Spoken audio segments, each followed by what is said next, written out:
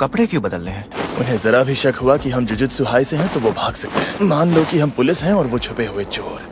क्या लगता है वो हमारा साथ देने के लिए मान जाएंगे? कुछ कह नहीं सकते। हमारे सारे सीनियर्स कहते हैं कि वो किसी काम के नहीं, पर यूटा का मानना है कि वो उससे भी ज्यादा ताकतवर है। हमें उसकी ताकत की सख्त जरूरत है। ओए घर जाओ बच्चों, ये तुम्हारे आवारागर्दी करने की जगह नहीं है। हमें पैसों की जरूरत है, इसीलिए यहाँ होने वाली फाइट्स में एंट्री चाहिए।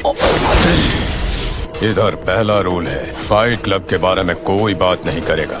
अब बताओ तुम्हें किसने बताया? उसका नाम तो नहीं जानता, पर मैंने उसे मार डाला। 1 महीने पहले की बात है। 1 महीने पहले ही कॉन्डो गायब हुआ था। मैं उसकी जगह ले सकता हूँ। तुम्हारे दोस्त के सामने तुम्हारा कचूमर निकाल सकता हूँ, चाहो तो आजमा लो। रुक जाओ माचो, बॉस ने हरी झंडी दे दी है। हाँ लेकिन लड़ने के लिए वो जाएगा। ये तो अच्छा है, यूजी लड़ने के मामले में मुझसे बेहतर है।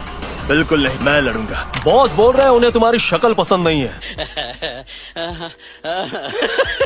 चलो ठीक है, मंजूर है। अगर हाकारी सर हमें सिक्योरिटी कैमरा से देख रहे थे तो हो सकता है कि वो इसी बिल्डिंग में मौजूद होंगे। इसीलिए तुम्हें अंदर जाकर छानबीन करनी होगी। पर हम घुसपैठ कर रहे हैं, ये पता चला तो हम उनका भरोसा और मदद मिलने का मौका भी खो देंगे। हमारे यहाँ आने का एक ही मकसद है, हकारी सर से मिलकर उन्हें हमारी मदद करने के लिए राजी करना होगा। सच कहूँ तो मुझे आज रात कुछ नहीं करना चाहिए। आज 10 तारीख है, शाम के 5 बज रहे हैं। हमें यहाँ पहुँचने में हमने जितना सोचा था उससे ज्यादा ही वक्त लग गया। इसीलिए मैं आज रात ही हकारी सर को ढूंढने की कोशिश करूंगा। समझ गया। यहाँ 2 चीजें मना है, इधर उधर भागना और कर्स्ड टेक्निक्स इस्तेमाल करना। ऐसा क्यों? क्योंकि यहाँ ज्यादातर दर्शक आम इंसान हैं, जिन्हें वो शक्तियाँ दिखती नहीं। उन्हें फाइट दिखेगी ही नहीं तो मजा कैसे आएगा? और ये भागना मना है वाला रूल? वहीं पर लड़ना होगा जहाँ से पब्लिक तुम्हें देख सके। मुझे अपने बॉस के बारे में बताओ। मौका मिला तो जान जाओगे। कैसा मौका? यहाँ 2 तरह के मैचेस होते हैं, आज के जैसे असली धुलाई वाले और फिक्स किए हुए। तुमने रिंग में अपना जलवा दिखाया तो शायद खुद बुला लेंगे। चलो आधा काम तो आसान हो गया। वो देखो, तुम्हारा मुकाबला उससे होगा। भीड़ इकट्ठा करने के लिए इससे बेहतर क्या होगा? फिर से आप सभी का स्वागत है दोस्तों। तो चलिए मिलते हैं आज के धमाकेदार खिलाड़ियों से। पेश है अचानक एंट्री मारने वाला एक नया खिलाड़ी, कहते हैं इसे डेंजरस फायरबॉल। इसका नाम है तो चलिए अपनी अपनी बोलियां लगाइए, शुरू करते हैं असली धमाका। किस्मत का असली मजा उसे आजमाने में आता है, पर नतीजा तय हो तो सट्टा लगाने में कोई किक नहीं मिलती। आज तक कोई जादूगर नहीं मिला जो पांडा को हरा सके। पांडा सर क्या आपने हकारी सर को देखा है? नहीं, हम एक दूसरे को जानते हैं, इसलिए वो मुझसे डरता तो नहीं है, बस सामने नहीं आ रहा। वाह क्या एक्टिंग कर रहा है। याद है ना कि हमें जुजुत्सु हाई वाली बात छुपानी है। वाह, कसम से कहता हूँ ये मेरे करियर की सबसे धमाकेदार फाइट है।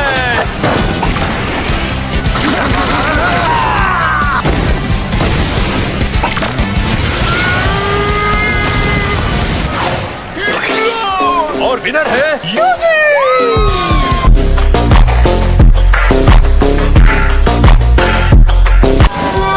मैं तो हिल भी नहीं पा रहा। क्या पंच था? याद रखना, एनिमल राइट्स वाले ये बर्दाश्त नहीं करेंगे। बहुत ओवर एक्टिंग हो गई। मुकाबला खत्म होते ही यूजी इतादोरी को छत पर भेज देना। मैं जानता हूँ वही जीतेगा। उसके साथ मिलकर अच्छी कहानी लिख सकते हैं। और जैसा मैं हमेशा कहता हूँ, लोहा गर्म है तो मार दो हथौड़ा। तुम्हें इतना घिसा पिटा डायलॉग ही याद आया?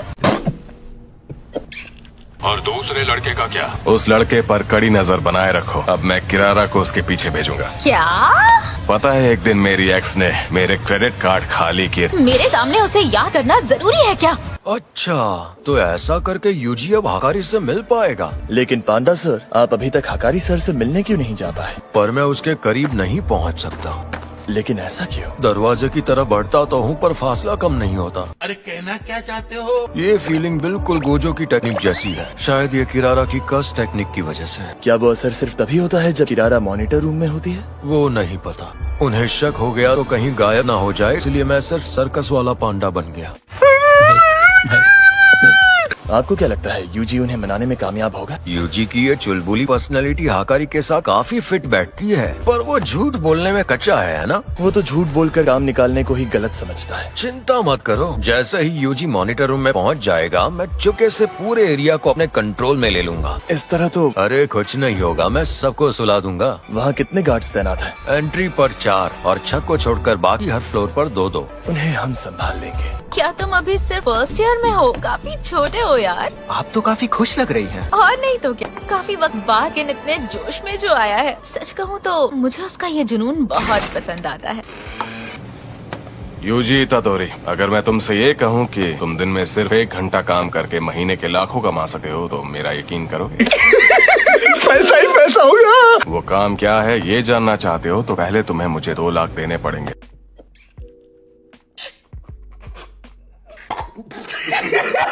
ऐसे कैसे भरोसा करूं? तुम्हें भी शक हुआ ना, क्योंकि ये ठगी का पुराना तरीका है। थोड़ा दिमाग लगाओ तो ये साफ दिख जाता है। फिर भी इसमें फंसने वाले बेवकूफों की कोई कमी नहीं है, क्योंकि ये सारा खेल जुनून का है। जब जुनून सर चढ़ता है तो हम अपनी समझ खो देते हैं, और मुझे उसी जुनून से प्यार है। क्या तुम्हें पता है जुनून का सामना करने का सीधा तरीका क्या है? जुआ खेलना। मुझे पता था तुम समझ जाओगे। बहुत सी लड़कियों को जुए से नफरत थी, इसलिए वो मुझ छोड़ के चली गई। समाज उन्हें बेदखल कर देता है जो बड़ा दाव नहीं खेल सकते। दुनिया में ऐसा कोई नहीं है जो जुआ नहीं खेलता। असल में लोग जुए से नफरत नहीं करते, वो बस उसमें बर्बाद होने से डरते हैं। पर ऐसे भी लोग होंगे ना जो सुकून की जिंदगी जीना चाहते हो। मेरी जानकारी में तो एक भी नहीं। जुनून ही जुआ है और जुआ ही जिंदगी है। मुझे अपने इस फाइट क्लब के जरिए पूरे देश के जुनून को काबू करना है। खैर जो भी हो, मुझे मोहरा दमदार चाहिए। तो बोलो यूजी, क्या तुम मेरे इस जुनून का हिस्सा बनना चाहोगे? बॉस, मुझे आपसे कुछ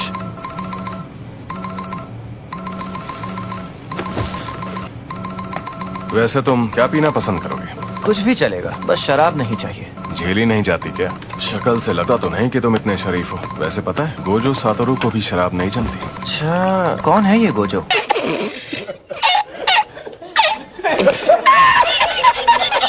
देख बेटे, हाँ?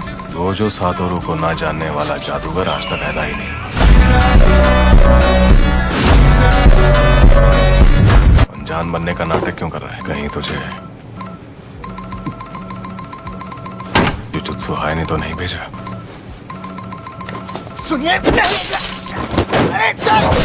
किरारा ने अपने फोन से फोन किया, मतलब जरूर यहाँ कुछ तो गड़बड़ है। बात तो सुनो। हरगिज़ नहीं, मेरा सारा जुनून ठंडा पड़ गया। यागा, वो बला क्या है? वो चीज खुद ही शापित ऊर्जा पर जी रही है। ऊपर के अधिकारी तुम्हें स्पेशल ग्रेड डिक्लेयर करके उम्र कैद की सजा देने की तैयारी में हैं, क्योंकि अपनी काबिलियत के इस्तेमाल से अगर तुम ऐसी चीजें बनाने लग गए तो अपनी खुद की आर्मी खड़ी करने में तुम्हें देर नहीं लगेगी। यागा सर, आप इतने उदास क्यों हैं? मैंने तो सबसे कह दिया है कि यागा सर उदास हो तो हम ही उनका मूड ठीक करेंगे। अच्छा, मैं जीनियस हूँ ना? बिल्कुल हो। ताकेरू, माफ करना, मैं कुछ वक्त घर नहीं आ पाऊंगा। काम से जा रहे हैं? हाँ, लंबा सफर होने वाला है, फिक्र मत करना। और तुम्हारी माँ भी तुमसे मिलने वापस आएगी।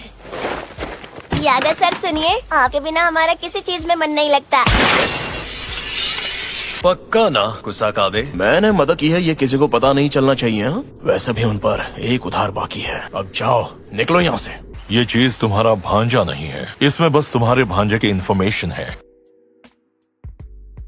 यागा सर, वो सामने जो बैठी है वही मेरी माँ है। हाँ। मैंने तो उन्हें देखते ही पहचान लिया। मैं जीनियस हूँ ना?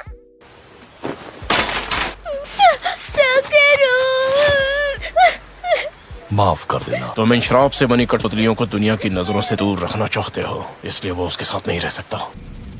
अपनी कठपुतलियों के बिना कहाँ जाने का इरादा है? अपने बेटे से मिलने। तुम्हें मौत की सजा मिली है तो तुम्हें अपनी जान बचाने का एक आखिरी मौका देना चाहता हूँ। गोजो सातोरू के जाते ही तुम सबकी हिम्मत कुछ ज्यादा ही बढ़ गई है।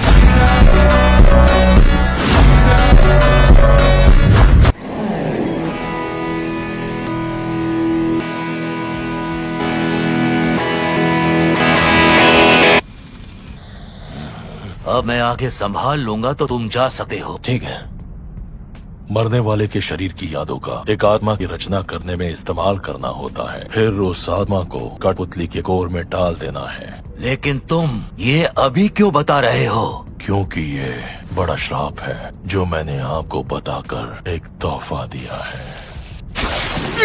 यागा सर! मुझसे लड़ोगे नहीं क्या पांडा? पांडा इन सब बातों में नहीं पड़ते। मैं जानता हूँ आप सिर्फ वो हथियार हो जिसने इनकी जान ले ली। बस अब एक बात हमेशा याद रखिएगा, हम पांडाओं को भी रोना आता है।